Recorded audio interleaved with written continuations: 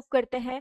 A limit of gaseous exchange of respiratory membrane between alveoli and pulmonary blood is known as. अब इस question को थोड़ा सा ध्यान से समझेंगे। ये बोल रहा है कि जो रेस्पिरेटरी मेम्ब्रेन होती है जो कि हमें एल्वुलाई और पल्मोनरी ब्लड के बीच में मिल रही है, जैसे कि मैं बात करूं, ये हमारा मान लीजिए एल्वुलाई है। This is what, this is alveoli. ठीक है, तो एल्वुलाई की यहाँ पर हमें वो स्क्वैमस सेल्स मिलेंगी। This is squamous cells. ठीक है, ये क्या है, हमारी स्क्वैमस सेल्स है। और फिर यहाँ पे हमारी ब्लड कैपिलरी मिलेगी। ये आ गई हमारी blood capillary. This is our blood capillary.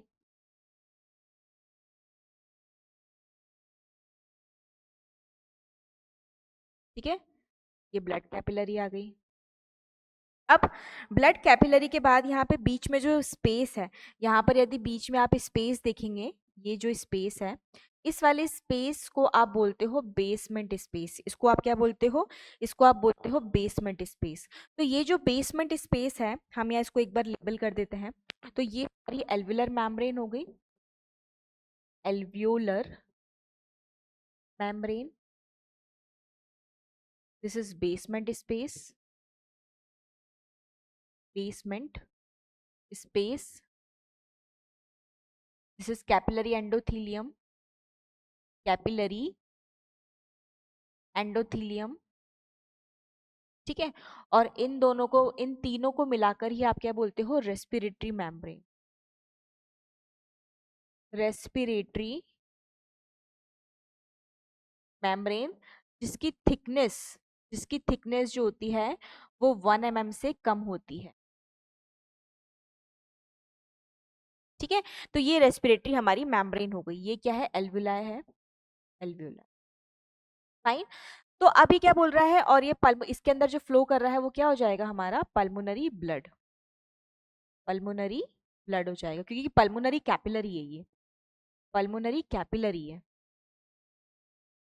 Pulmonary capillary.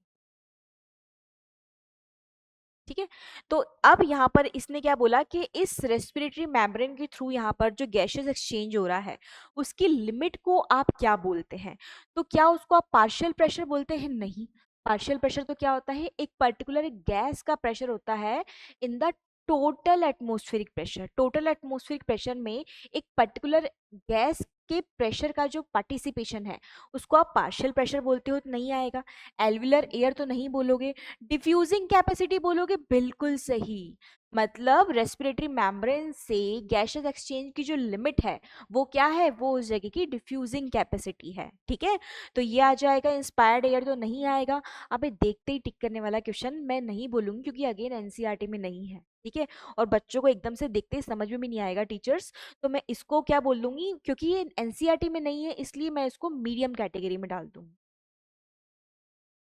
Otherwise तो ये डेफिनेशन है और देखते ही टिक करने वाला था, बट एनसीईआरटी में नहीं है तो बच्चों को नहीं मालूम होगा।